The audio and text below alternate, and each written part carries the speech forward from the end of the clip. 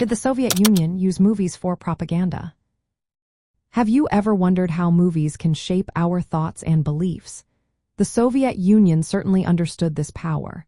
From the very beginning, Soviet leaders recognized that films could reach many people and influence their opinions. This made cinema an ideal tool for spreading socialist ideas and shaping the mindset of the population. Propaganda, in this case, means using media to communicate specific ideas and values to the public. In the Soviet Union, it was not just about sharing information. It was about building support for the government and creating a shared purpose among citizens. Starting in the 1920s, Soviet cinema was closely linked to the goals of the Communist Party. Films were created to celebrate the Russian Revolution and present the Bolsheviks as the rightful leaders. Early directors like Sergei Eisenstein developed new editing techniques, such as montage, which made their messages more powerful. His films, such as Strike and Battleship Potemkin, are perfect examples of how cinema was used to communicate revolutionary ideals and inspire collective action. As time went on, the themes in Soviet propaganda films evolved to reflect the changing priorities of the Communist Party.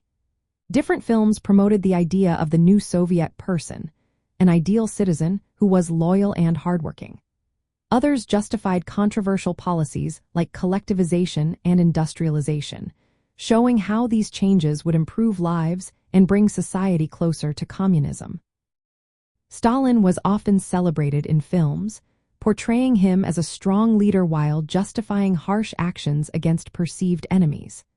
Films also encouraged international solidarity among workers, calling for revolutions beyond the borders of the Soviet Union. Soviet propaganda films were shown in theaters, schools, and workplaces. They served to educate the public, rally support for government initiatives, and counter alternative viewpoints. Even during times of censorship, the government sometimes allowed foreign films to be shown after careful editing. This was done to keep cinemas open and generate income for the state. From the perspective of communism, using film for propaganda was seen as a necessary way to advance the goals of the socialist state. It was not just about controlling information but about building a new society based on shared values. The legacy of Soviet propaganda cinema is still relevant today. It continues to influence discussions about the role of media in shaping public opinion. The Soviet Union did indeed use movies extensively for propaganda, communicating socialist ideals and shaping the identity of its people.